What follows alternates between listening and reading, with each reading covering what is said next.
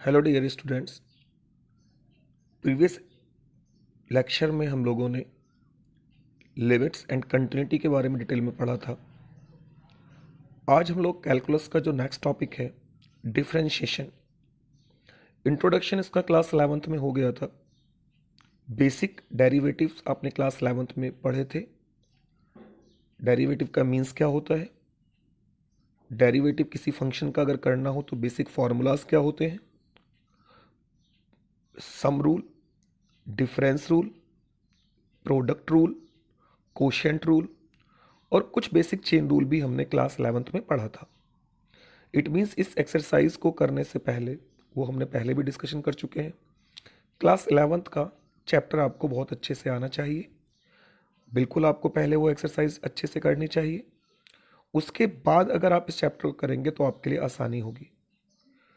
वहाँ पर बिल्कुल बेसिक क्वेश्चंस हैं, यहाँ पर उनका नेक्स्ट स्टेज स्टार्ट होती है। तो बिल्कुल ये भी जो एक्सरसाइज है वो बिल्कुल फंडामेंटल एक्सरसाइज है।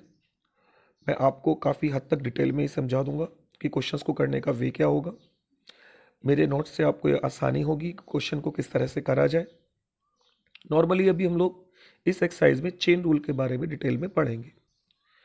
हमारा फर्स्ट क्वेश्चन है sine x square plus 5 and we have to find its derivative with respect to x. Normally मेरा करने का तरीका क्या होता है, मैं फंक्शन को वायलेट कर लेता हूँ। स्टार्टिंग में आपको अजीब सा लगेगा, सर वायलेट करने की नीड क्या है। कुछ आगे आने वाले क्वेश्चंस में आपको इसका फ़ायदा मिलेगा। अभी अगर आप इसको आदत को डाल लेंगे तो धीरे धीरे आपको परेशानी नहीं होगी। शुरू में थोड़ा सा ऑड लगेगा, लेकिन धीरे धीरे अगर आप इस तरीके से करेंगे तो आपको बहुत ईजी लगेगा। Let y is equals to sine x square plus 5। This is a function which consist two function. एक टॉपिक है फंक्शन का, कंपोजिशन ऑफ फंक्शन। उसमें हम लोग इस तरह के फंक्शंस को डिटेल में पढ़ेंगे। चैप्टर 1 है, अभी हमने स्किप किया हुआ है। This function consist two functions. First one is sine function and second one is polynomial function. But we cannot say that this is the product of these functions. ये इन दोनों का प्रोडक्ट नहीं है। अगर मैं चाहूँगा तो चाहकर भी साइन एक्स को अलग नहीं कर सकता और एक्स स्क्वायर प्लस 5 को अलग नहीं कर सकता। तो इसीलिए हम लोग इनको क्या कहते हैं, composition of function, composite function. हमें ऐसे ही केसेस में क्या लगाना होता है, चेन रूल। अगर यहाँ पर दो फंक्शन प्रोडक्ट में होते तो प्रोडक्ट रूल लगता। इन दोनों फंक्शंस को आप क्या बोलेंगे, यहाँ पर ये प्लस का साइन है तो ये दोनों फंक्शंस आपके पॉजिटिव होंगे। यानी पॉलिनोमियल फंक्शन ये कंसिस्ट कर रहा है, एक तरीके से बोल सकता हूँ, एक पॉलिनोमियल फंक्शन बोल सकता हूँ, इसको कांस्टेंट फंक्शन भी कह सकता हूँ। चलिए, हम इसका डिफ्रेंशिएट करना है। नॉर्मली ये लाइन लिखी जाती है डिफ्रेंशिएट y, यानी कि dependent variable with respect to x, यानी इंडिपेंडेंट वेरिएबल। क्लास 11th में हमने पढ़ा था, यानी we have to find change in y with respect to change in x, यानी x को चेंज करने पर उसके रेस्पेक्ट में y में क्या चेंज होगा वो हम इसकी हेल्प से, डिफरेंशियल की हेल्प से निकालते हैं। इन शॉर्ट में इतना बड़ा लिखने की जगह नॉर्मली सिंपल DIFF लिख दिया करूंगा अपने नेक्स्ट क्वेश्चंस के अंदर।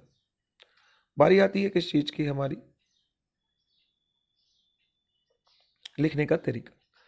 D over D X is the operator of differential. तो हमने दोनों side D over D X लगाया। D over D x of Y is equals to D over D x of sine x square plus 5। बिल्कुल आप कह सकते हैं in short के सर इतना सब कुछ करने की जरूरत नहीं, हम तो बहुत शॉर्टकट में कर सकते हैं। डेफिनेटली हम लोग आगे आने वाले क्वेश्चंस में शॉर्ट में करेंगे। बट मेरा ये मानना है कि अगर हम लोग बेसिक अपना स्टार्ट थोड़ा कम स्पीड से करें तो आगे हमें आसानी होती है, हमें फिर प्रॉब्लम्स नहीं होती। नोट्स अपने ऐसे बने हुए होने चाहिए जिससे हमें देखकर ही समझ में आ जाए, हमें किसी और से डिस्कशन ना करना पड़े। तो ठीक है, हमने D over D x of sine x square plus 5 का डेरिवेटिव, लेफ्ट में भी डी ओवर डी एक्स और राइट में भी डी ओवर डी एक्स लिखा। मैं डायरेक्ट आगे से D over D x of Y को direct D Y by D X लिख सकता हूँ। इतनी मैंने समझाना था कि यहाँ पर हम इसको ब्रेक नहीं कर सकते, वाई के प्लेस पर डिफरेंट डिफरेंट फंक्शंस होंगे। राइट हैंड साइड में अब हमें यहाँ पर चेन रूल लगाना है। चेन रूल में क्या होगा, दो फंक्शन मैंने बोले थे, एक साइन फंक्शन और x square plus 5 function, but मैं उन्हें ब्रेक नहीं कर सकता। तो फर्स्ट ऑफ ऑल मुझे जो पहला फंक्शन मेरा दिखाई देगा उसका डेरिवेटिव करना है। तो क्लियर, अगर मैं इन दोनों में बात करूं कि पहला फंक्शन कौन सा है, तो ऑब्वियस सी बात है साइन है, और साइन के अंदर एक्स स्क्वायर प्लस 5 है। साइन फंक्शन का डेरिवेटिव कॉस फंक्शन होता है, तो साइन का derivative cos x square plus 5 और into D over D x of, ये तरीका है लिखने का, एक्स स्क्वायर प्लस 5, यानी पहले साइन फंक्शन का डेरिवेटिव करा, फिर मल्टीप्लिकेशन में हमने वही चेन में ना कोई प्लस का साइन ना माइनस का sign, d over D x करा जो सेकंड फंक्शन आ रहा है। तो कौन सा है सेकंड फंक्शन यहाँ पर? Polynomial function x square plus 5। ये एक लिखने का बेस्ट तरीका होगा। उसके बाद में cos x square plus 5 as it is रहा और हमें एक्स स्क्वायर प्लस 5 का डेरिवेटिव करना है, जो हमें अच्छे से पता है। एक्स स्क्वायर का derivative 2x, x raise to the power n के फॉर्मूले से आया, जिसका derivative n into x raise to the power n minus 1 होता है। 5 क्योंकि कांस्टेंट फंक्शन है, उसका डेरिवेटिव 0 आया, ये आपको पहले से पता होगा। तो फाइनली हमारा answer 2x into cos x square plus 5 आया। काफ़ी हद तक आपको इस क्वेश्चन में समझ में आया होगा। अब हम थोड़ा सा कुछ क्वेश्चंस को अभी इसी टॉपिक पर आगे चलते हैं। नेक्स्ट में पहुंचे, let y is equals to 10 under root x, हमें इसका डेरिवेटिव करना है। अगर हम यहाँ की बात करें तो यहाँ भी आपको 3 फंक्शन कम पोजीशन में दिखाई दे रहे हैं। First is sec function, second is tan function और third is root X function. इस तरीके से मैंने नीचे दिखाया भी है। Sec tan root X consist sec theta, अलग से मैंने थीटा लिख दिया, थीटा के प्लेस पर एक्चुअल में टेन रूट एक्स है। दूसरा फंक्शन टेन थीटा, उसमें थीटा के प्लेस पर रूट एक्स है। और तीसरा फंक्शन रूट एक्स। और तो एक्चुअल में मैं इसको बोलूँगा this function is the composition of 3 function, ये 3 फंक्शंस का कंपोजिशन है। यानी जब मैं डेरिवेटिव करूँगा तो मुझे सेक का भी करना होगा, टेन का भी करना होगा और रूट एक्स का भी। बट ध्यान रखना है, सेक के केस में थीटा के प्लेस पर टेन रूट एक्स है,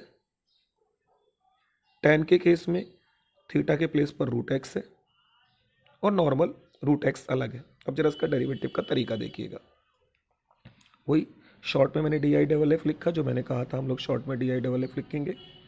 उसके बाद मैंने d Y by D x लिखा। उसके बाद मैंने लेफ्ट हैंड साइड में, आगे से मेरा तरीका यही रहेगा, राइट हैंड साइड में मैंने d over D x of sec tan root x लिखा। ये थोड़ा सा फर्स्ट स्टेज में करेंगे तो आसानी, हमने केवल कुछ नहीं करा, अभी डी ओवर डी एक्स दोनों तरफ लिखा है। अब हम डेरिवेटिव की बारी आती है। डेरिवेटिव के लिए हमने सेक का डेरिवेटिव करा। सेक का डेरिवेटिव, तो यहाँ जो सेक टेन रूट एक्स है, हम जब इसका डेरिवेटिव स्टार्ट करेंगे, चेन को ध्यान से देखिएगा, पहले सेक का derivative sec theta tan theta होता है, तो हमने वही लिखा है सेक थीटा के प्लेस पर टेन रूट एक्स। ये मन में आपको थीटा सोचना है, अगर आप पूरा लिखेंगे तो काफ़ी लेंदी क्वेश्चन हो जाएगा। कुछ बुक्स में पूरा पूरा लेंदी दे रखा है। Tan theta, sec theta tan theta, तो थीटा के प्लेस पर दोनों जगह टेन रूट एक्स ले लिया। बट अभी केवल किसका डेरिवेटिव हुआ है? इस फंक्शन का। अब बारी आएगी इसकी, तो मैंने लिखा है into D over D x of tan root X. Next step में sec tan root X, tan tan root X. इससे कंफ्यूज मत हो जाना, ये अलग है और ये फंक्शन अलग है। अब हमें इस फंक्शन का डेरिवेटिव करना है। यहाँ भी अगेन आप देखें तो चेन रूल ही लगने वाला है। 2 फंक्शन है, एक टेन फंक्शन है और उसके अंदर रूट एक्स है। तो पहले कौन सा फंक्शन आएगा? Tan. Tan normal tan theta का function, derivative sec square theta होता है, तो क्या लिखा हमने? Sec square root X. अभी भी लेकिन ये डेरिवेटिव कंप्लीट नहीं हुआ, क्योंकि आपको दूसरा फंक्शन यहाँ पर रूट एक्स दिखाई दे रहा था। तो टेन का तो आपने सेक स्क्वायर रूट एक्स कर दिया, तो into D over D x किसका होगा? अभी रूट एक्स का। यही चेन रूल का रूल है कि जितने आपके फंक्शंस होने हैं उतने डेरिवेटिव एक ही चेन में मल्टीप्लाई में आएंगे। तो देख सकते हैं, एक फंक्शन सेक था, सेक का ये हो चुका है। दूसरा फंक्शन टेन था, टेन का भी हो चुका है। बारी किसकी आई है? तीसरे की। धीरे धीरे हम लोग डायरेक्ट एक ही लाइन में ये पूरा लिख सकते हैं प्रैक्टिस होने के, लेकिन बाद में। फाइनली ये first function as it is रख दिया मैंने पूरा का पूरा, sec square root x as it is रख दिया। रूट एक्स का डेरिवेटिव 1/2 रूट एक्स होता है, डायरेक्ट याद भी कर सकते हैं, बहुत काम आएगा। अदरवाइज ये x raise to the power n के फॉर्मूले से आया है। X raise to the power 1/2 का derivative 1/2 into x raise to the power -1/2। तो डायरेक्ट रूट एक्स का अगर डेरिवेटिव 1/रूट एक्स करेंगे तो इन फ्यूचर आपके लिए काफ़ी आसान होगा। ठीक है, तो ये मैंने आपको दिखा दिया था कि क्योंकि ये कंपोजिशन ऑफ 3 फंक्शन था, इसीलिए हमने इसमें चेन रूल लगाया। थोड़ा प्रैक्टिस के लिए नेक्स्ट फंक्शन है y is equals to sine a x plus b upon cos c x plus d. हमें इसका डेरिवेटिव करना है। डिफरेंशियल का वही तरीका, हमेशा आपको सिमिलरिटी वही दिखाई देगी। इस बार इसमें क्या लगेगा? कोशेंट रूल, क्योंकि 2 फंक्शन अपॉन में है जिन्हें आप ब्रेक कर सकते हैं। तो आई थिंक मुझे इसको डिस्कशन करने की ज़्यादा जरूरत नहीं है। कोशेंट रूल का रूल आप जानते हैं, denominator as it is, derivative of numerator minus numerator as it is derivative of denominator upon denominator का होल स्क्वायर। ध्यान किस चीज़ पर रखना है, इस माइनस के साइन पर, क्योंकि फिर ऐसा ना हो कि आप किसी का भी डेरिवेटिव कहीं भी कर दें। 100% आपको फर्स्ट टर्म में न्यूमरेटर का डेरिवेटिव करना है और डिनोमिनेटर को ऐसे ही रखना है और सेकंड टर्म में चेंज कर देना है। माइनस का साइन है, इसका ध्यान रखना, नीचे होल स्क्वायर भी आएगा। बाकी रूल वही है जो अभी हमने डिस्कशन करा है, cos c x plus d as it is. Sine a x plus b में अगेन क्या लगेंगे, क्योंकि आपको चेन रूल दिख रहा होगा। अब मैं डायरेक्ट करूँगा, साइन का डेरिवेटिव cos आया, A x plus B as it is रहा। इनटू में डेरिवेटिव किसका होगा, ए एक्स प्लस बी का, जो कि ए एक्स का ए कैसे हुआ, a as it is x का 1 और बी का 0, minus sine a x plus B as it is cos c x plus d का डेरिवेटिव करा, कॉस का हुआ माइनस साइन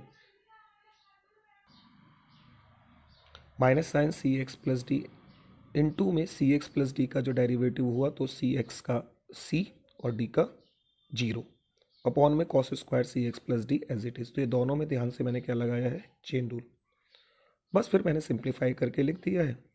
इसके आगे भी चाहे तो आप क्वेश्चन को कर सकते हैं, कैसे, cos c x plus D से एक cos c x plus D काट सकते हैं और एक कॉस को ऊपर सेक में ले जा सकते हैं।